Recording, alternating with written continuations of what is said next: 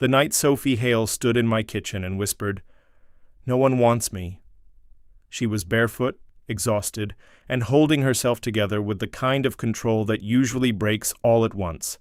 What happened after that changed both our lives. But to explain it properly, I have to start a little earlier, back when she first came home. My name is Noah Bennett. I'm 34 and I run a small custom furniture and restoration shop in Asheville, North Carolina. Most of my days are simple.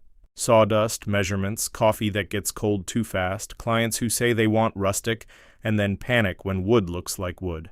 It's a quiet life, predictable, solid.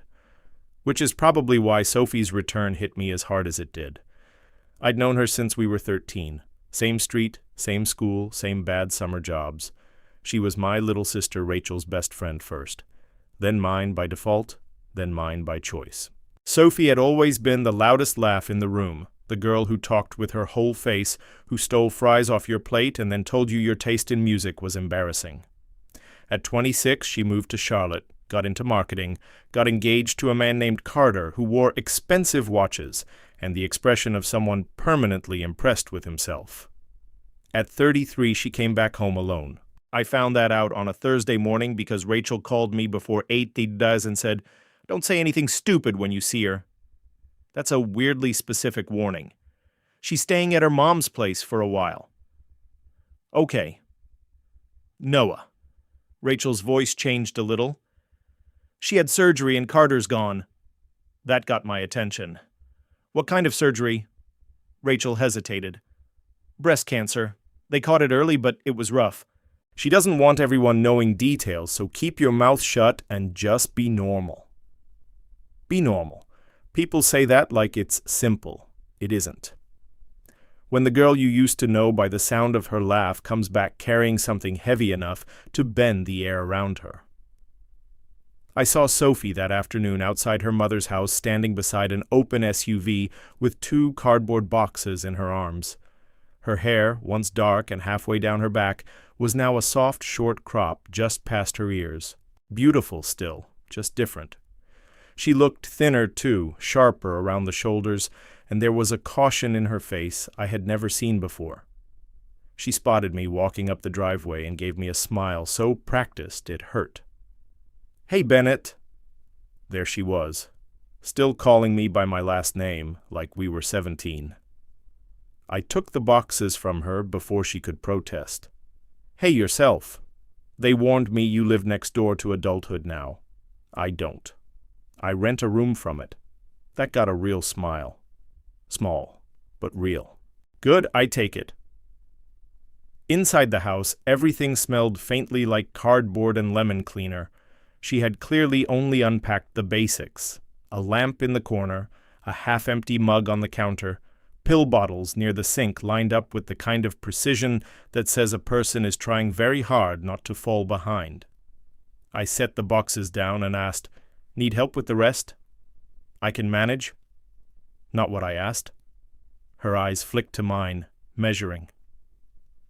Then she said, "Maybe with the bookshelf." The bookshelf turned into the couch. The couch turned into 2 kitchen chairs she pretended she could lift by herself. An hour later, I was opening a stubborn window in the guest room while Sophie stood behind me, giving deeply unhelpful commentary. "You always liked feeling useful." "I am useful." "You're bossy." "You're welcome." That earned another small smile. By the time I left, she was sitting cross-legged on the living room floor, surrounded by framed photos she hadn't decided whether to keep out or put away. One of them was from her engagement shoot. I knew because Carter was in it, smiling like a man advertising cufflinks. Sophie turned the frame face down the second she noticed me looking. I pretended not to notice that. Over the next 2 weeks, I saw her more than I had in years. At first, because Rachel dragged me into it. "Go check her porch light. Carry this inside for her. She needs someone to pick up mulch. Very subtle." But after a while, Rachel didn't have to ask. Sophie started coming by the shop with coffee. I started fixing small things around the house she claimed she could do herself. We slipped into a rhythm too easily, which should have worried me more than it did. She was still funny, still sharp, still capable of insulting me in complete sentences while handing me a blueberry muffin she'd baked that morning. But there were fractures now. She flinched when people asked casual questions like, "So how long are you in town?" She wore loose tops even when the weather was warm. She never changed clothes around the windows. And every time her phone lit up with Carter's name in an old email thread she hadn't deleted yet, a little piece of her face shut down. I didn't push. Not because I didn't want to know, because I wanted her to tell me when it felt like hers to tell. That moment came on a Sunday night. Rachel was out with friends. I was closing up the shop when I saw Sophie sitting alone on the back steps of her mother's porch, one knee pulled up, a blanket around her shoulders, even though it wasn't cold enough to need one. She looked up when I came through the gate. "Do you have wine?" she asked. "That bad?" She gave a brittle laugh. "That obvious?" I came back 10 minutes later with a bottle, 2 mismatched glasses, and the very strong feeling that whatever she was about to say mattered more than either of us was pretending. She took one sip, stared out into the dark yard, and said, "Can I ask you something, and will you promise not to answer like someone trying to be kind?" I leaned against the porch rail and looked at her. When have I ever been that disciplined? That pulled a softer laugh out of her, but it disappeared fast. Then she set the glass down, wrapped the blanket tighter around herself, and said very quietly, "When you look at me now, Noah, what do you see?" That question was a trap. Not because Sophie meant it that way, because there was no answer simple enough to survive what she was really asking. She wasn't asking if her hair looked different. She wasn't asking if she seemed tired.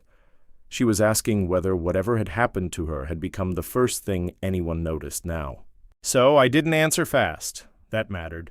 People answer too fast when they want to sound noble. I looked at her properly, bare feet tucked under the blanket, short hair catching the porch light, one hand wrapped around the wine glass she wasn't really drinking, eyes fixed on me like she was bracing for a kindness that would hurt worse than honesty. "I see, Sophie," I said. Her face tightened. "That's not an answer." "It is." "No." She looked away. That's what people say when they don't want to say the real thing. I sat down on the step below her, leaving space between us. "Then the real thing is this. I see someone who came home after the worst year of her life and still found a way to make fun of my toolbox organization." She gave one breath of a laugh, barely, but it was there. "I see someone who pretends she doesn't need help with furniture and then stands there supervising like a tiny judgmental foreman. I see someone who still knows exactly how to make my sister cry laughing, and under 30 seconds, I looked at her. And yes, I see that you're tired, and yes, I see that something hurt you badly, but I don't look at you and see damage first." Her eyes stayed on the yard. For a while she said nothing. Then she whispered, "Carter did." There it was. The name we had all been walking around like broken glass. I didn't move. Sophie looked down at her hands. Not at first. At first, he was perfect. Flowers, appointments, we'll get through this. All the right sentences. Her mouth twisted. He was very good at the announcement version of loyalty. That sentence hit harder than it should have. And then it got real.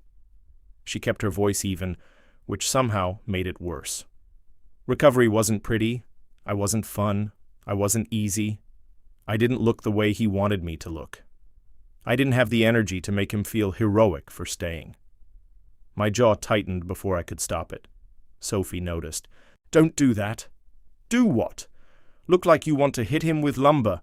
I work with lumber. It's just professional association." That got her again, a small laugh through the ache. "Good. I would take every one of those I could get." Then she said quieter, "He didn't leave all at once. That would have been cleaner. He just started becoming busy, then careful, then distant." And one night, I heard him on the phone telling his brother he felt trapped. I stared at the porch boards, not because I didn't want to look at her, because if I looked at her too fast, I was afraid my anger would take up too much room. Sophie deserved something better than my anger. He said he didn't know how to want me anymore, she said. The words came out controlled, too controlled, like she had repeated them in her head enough times that they had turned from a wound into a fact. I finally looked at her. That's on him. She smiled faintly. That's the kind answer. No, that's the accurate one. Maybe. She pulled the blanket tighter around her shoulders. But accuracy doesn't fix what it does to you when the person who promised forever starts looking at you like you became an obligation. The porch went quiet. Somewhere down the block a dog barked once. A car passed slowly. Inside the house the old refrigerator hummed like the world had no idea a person could be sitting 10 feet away trying not to fall apart. I wanted to say 100 things. That he was weak. That she deserved better. That none of what happened made her less herself. All true, none enough. So I said, "Sophie, I'm not Carter." She looked at me then. Really looked. "I know," she said. "That's the problem." The air shifted. Not romantically exactly. More dangerously than that. Because there was something in her face now that wasn't only pain. It was fear of wanting comfort from the wrong person. Or maybe fear that it wasn't wrong at all. I stood before I could overthink it. "Come on," she frowned. "Where?" "My kitchen." "You're cold, you haven't eaten enough, and porch confessions are terrible for circulation." "That is the least poetic rescue I've ever heard." "Good, I'm trying to keep the bar low." She rolled her eyes, but she stood. 10 minutes later, she was sitting at my kitchen island, wrapped in the same blanket, while I made grilled cheese like it was an emergency procedure. She watched me with tired amusement. "You always feed people when you're scared." "I'm not scared." "Noah." "I am appropriately concerned." That sounds like furniture store legal language. I set the plate in front of her. "Eat." She took one bite, closed her eyes for half a second, and said, "I hate that this is good. I'm gifted with bread and panic." For a little while we managed to ordinary. That helped. She ate half the sandwich, then the other half, then sat back, calmer, but still carrying something under her ribs that hadn't been said yet. I washed the pan. She stared at the counter. Then she said, "Can I show you something?" The way she asked made me turn off the water immediately. "You don't have to." "I know, I mean that." "I know," she repeated. "That's why I'm asking you." I dried my hands slowly and turned around. Sophie stood near the island now, blanket slipping from one shoulder. Her face was pale, but her eyes were steady in the bravest, saddest way. She lifted the edge of her loose shirt just enough to show me the place where her body had changed. Not for drama, not for pity, for truth. I did not look long. I looked enough to understand what trust had just cost her. Then I looked back at her face, always her face. Her mouth trembled once before she controlled it, and in a voice so small it barely reached me, Sophie whispered, "No one wants me." I didn't move at first, not because I didn't want to, because I understood all at once that this was one of those moments a person could ruin by being too quick to reassure, too quick to look away, too quick to say the easy, noble thing that sounds beautiful and feels empty. Sophie stood in my kitchen with the hem of her shirt still lifted, just enough to show me the truth she had been carrying, like a verdict. I looked at her face, always her face.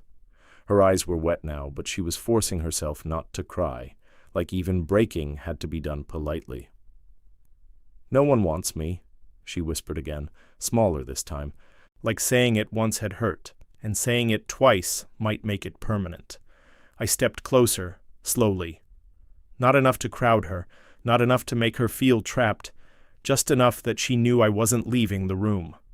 Then I said, "I do." She froze. The shirt slipped from her hand and fell back into place. For a second, neither of us breathed properly. Sophie stared at me like I'd spoken a language she was afraid to understand. "Noah." "I do," I said again, quieter now.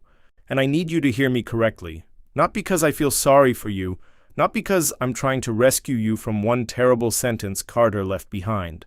I held her gaze. "I want you. The real you. The tired you.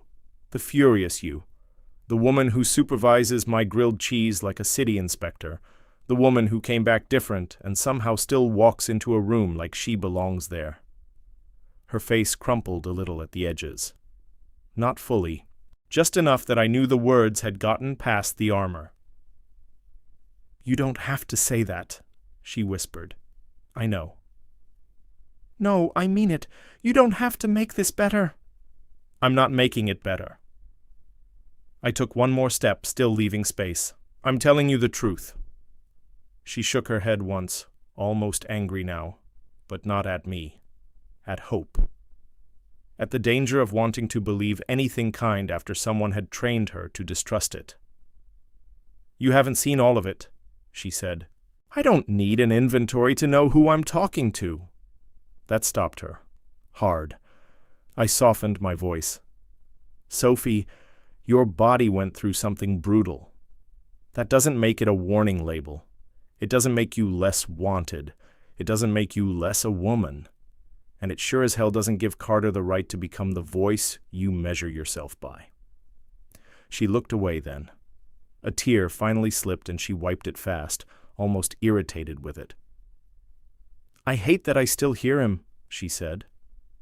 "I know. I hate that I can be fine for hours and then one mirror, one shirt, one stupid memory, and suddenly I'm right back there." Her voice shook, back to watching his face change. That broke something in me, not loudly, just enough. I reached for her hand, palm up, giving her the choice. She looked at it. Then after a long second, she put her hand in mine. Her fingers were cold. I wrapped both hands around hers and said, "Then let's make a new memory." Her eyes lifted to mine. "What?" "Not everything. Not tonight. Just this." I squeezed her hand lightly. "You showed me something you were terrified to show anyone. And I'm still here. That's the memory." She stared at me. Then she let out one tiny broken laugh that turned into a sob before she could stop it. I didn't pull her in immediately. I waited. When she stepped forward first, I held her, carefully, firmly, like she was not fragile, but she was precious. There's a difference. She buried her face against my chest and finally cried, the way people cry when they've been holding back for months because they thought falling apart would make them too much. I rested my cheek lightly against her hair and said nothing for a while. Because some things don't need speeches, they need someone staying. After a few minutes, she pulled back embarrassed. "I'm sorry." "No?" "I got your shirt wet." "It has survived worse." "What, sawdust?" "Sawdust." "Coffee." "One incident with wood stain we don't discuss. That got a weak laugh out of her. Good. I would take everyone I could get." She wiped her face with the sleeve of the blanket and looked around my kitchen like she was trying to return to ordinary objects before the moment became too big to survive. Then she said, "I should go home. You can." But I don't think you want to." She looked at me, caught. "I was right. I don't want to be alone tonight," she admitted. That was the bravest thing she'd said, more than the rest somehow. I nodded toward the hallway. Guest rooms made up. Her eyes searched mine. "You're not going to make this weird? I make no promises about my breakfast skills. Emotionally, no." A small smile. Real this time. She slept in the guest room with my sister's old quilt and the door half open. I stayed on the couch a week longer than I should have been listening to the house settle and thinking about the fact that a woman had trusted me with the exact place someone else had made her feel unwanted. By morning, everything would have to be gentler, more careful, more honest, because once you tell someone I do in the middle of their worst fear, You don't get to pretend it was just comfort. And I didn't want to. Morning came quietly. No dramatic sunrise, no music, just pale light through the blinds, the smell of coffee, and Sophie standing in my hallway wearing one of my old sweatshirts over her pajama shorts, looking like someone who had slept better than she expected and worse than she needed. I was at the stove trying not to burn eggs. She leaned against the doorframe and said, "You cook like you're negotiating with the pan. I'm winning. You are absolutely not." That was the first good thing. Not the eggs. Those were questionable. Her voice, a little rough, a little tired, but hers again. She sat at the kitchen island while I put a plate in front of her. For a few minutes we stayed in safe territory. Coffee, toast, my terrible eggs, her mother's porch light, Rachel's habit of sending 3 texts where one would do. Then Sophie set her fork down. "I remember everything," she said. I turned off the stove. "Okay," she looked at me. "That's all you're going to say?" "That depends what you need me to say." Her mouth trembled into a small smile, but it didn't last. "I need to know if you meant it." I didn't pretend not to understand. "Yes," I said. She looked down at her hands. "The part where you said you wanted me?" "Yes." "The part where you said it wasn't pity?" "Yes." "The part where you said I'm not less of a woman?" I stepped around the counter slowly, stopped near her, and waited until she looked at me. Especially that part. Her eyes filled again, but this time she didn't look ashamed of it. That felt like progress. "I'm scared," she whispered. "I know. Noah, I'm really scared. Because if I let myself believe you, and then one day you look at me differently—" "I can't promise I'll never make a mistake," I said gently. "But I can promise I won't lie to you to make myself seem better. I want to know you. I want to be with you. And I'm not asking you to become some old version of yourself for that to be true." She closed her eyes for a second. When she opened them, something had softened, not healed. Healing is slower than that, but softened. "Can we go slow?" she asked. I smiled. "Sophie, I run a furniture shop. Slow is basically my brand." That got a real laugh out of her, the kind I remembered, the kind that made the whole kitchen feel warmer. So we went slow. The first week, nothing officially changed except everything. She came by the shop with coffee. I walked her home at night. We talked more honestly than we ever had as kids, and somehow less carefully than we had as adults. 2 weeks later, I took her on a real date.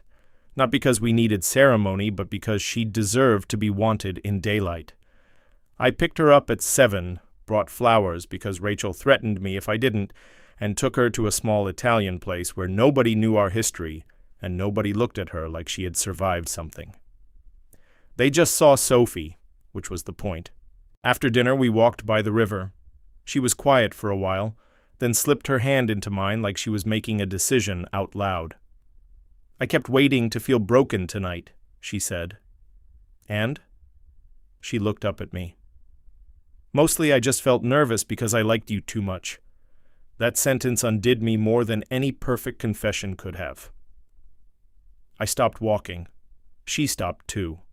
For once, neither of us made a joke. I touched her face, waited for the tiniest nod, and then I kissed her. Softly, carefully. Not like I was proving desire. Not like I was trying to erase the past. Just like I had finally been given permission to meet her in the present, and wanted to do it right. When we pulled apart, she was crying again, but smiling this time. "That was different," she whispered. "Good different?" She nodded. "New memory different." That became our phrase after that. New memory.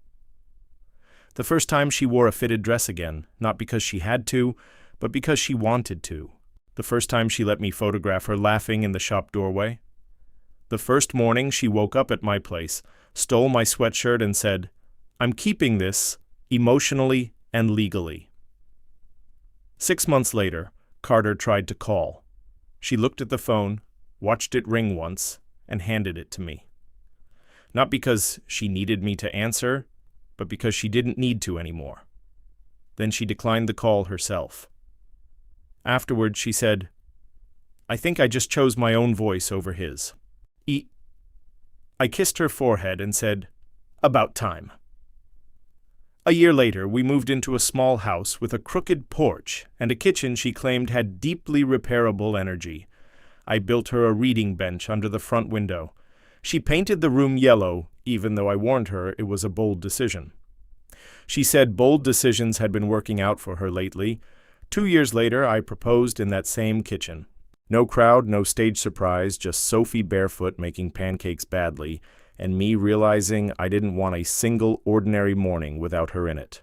She said yes before I finished, then made me finish anyway because, according to her, a woman deserves the full speech. She did. So I gave it to her. We got married in my sister's backyard under string lights, with Rachel crying loudly enough to embarrass herself, and Sophie laughing through her vows because happiness still startled her sometimes. And the best part was not that she became the old Sophie again. She didn't. She became someone deeper, funnier in quieter ways, softer with herself, fiercer about small joys, and a woman who had been hurt, yes, but not reduced, never reduced. Years later, when people asked when I knew I loved her, I never mentioned the wedding or the first kiss or the first date.